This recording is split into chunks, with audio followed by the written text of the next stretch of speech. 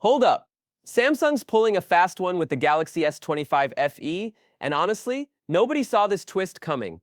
We're talking surprise chip choices, AI that's starting to feel dangerously close to magic, and a few design tweaks that might just make this the most unexpected fan edition yet. It's like Samsung dropped all the usual rules and said, let's shake things up, and it's working. Welcome back, viewers. Sam here. If you're into cool tech with just the right amount of hype, go ahead and like this video, hit subscribe, and ring the bell so you don't miss what's coming next. Okay, let's unpack this. So here's what just happened.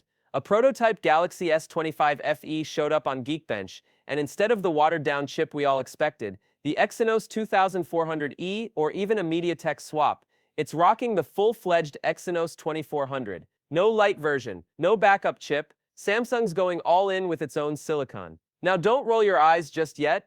Yes, the Exynos 2400 has its haters, but this is the same chip powering flagship Galaxy S24 phones in certain regions. That means Samsung might finally be done with the good enough compromise on FE devices. And while the clock speed difference between the 2400 and 2400E isn't huge, just a 100 MHz bump, the fact they didn't cheap out this time says a lot. But the real plot twist? The S25 FE is shaping up to be more than just a spec reduction sibling. According to benchmarks, we're getting 8 GB of RAM, minimum. Combine that with a strong processor, and we're talking about a phone that could feel surprisingly premium without the price tag to match. And hey, don't sleep on this, Android 16 out of the box. That's right, day one access to all the newest features, smoother performance, better AI integration, and maybe even some of that slick Samsung Galaxy AI magic we've seen teased for the S25 Ultra. Yup, the FE might be borrowing some Ultra swagger. Speaking of AI, there's a rumor floating around that this device could inherit tools like Circle to Search, real-time voice translation, and even a creative mode for AI-powered sketches and designs. Imagine doodling something awful,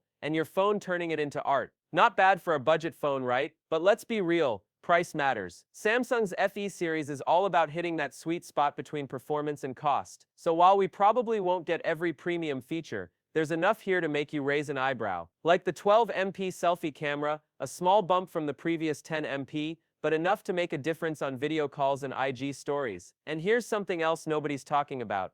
Battery life and design might get a subtle upgrade too. There's buzz about Samsung testing a slimmer battery module that could shave millimeters off the frame. Imagine a thinner phone, better performance, and longer life, all packed into a sub-flagship device. Now for timing, all signs point to a fall release, likely after Samsung's next foldables. Galaxy Z Fold 7 and Flip 7 hit the scene. That timing isn't random. Samsung knows the FE crowd is different from the foldable crowd. They're aiming this phone right at people who want value, stability, and a few surprise flagship features sprinkled in. But here's what's wild. Samsung might be using the S25 FE to test how far they can push Exynos. If it performs well here, who knows? Maybe next year we see it take center stage in more markets. If not, back to Snapdragon we go. It's a gamble, and you're watching it unfold in real time. So now the question is the Galaxy S25 FE the sleeper hit of 2025? A surprise comeback for the Exynos chip? Or will users still crave the raw horsepower of Snapdragon's 8 Gen 3? Drop your take in the comments.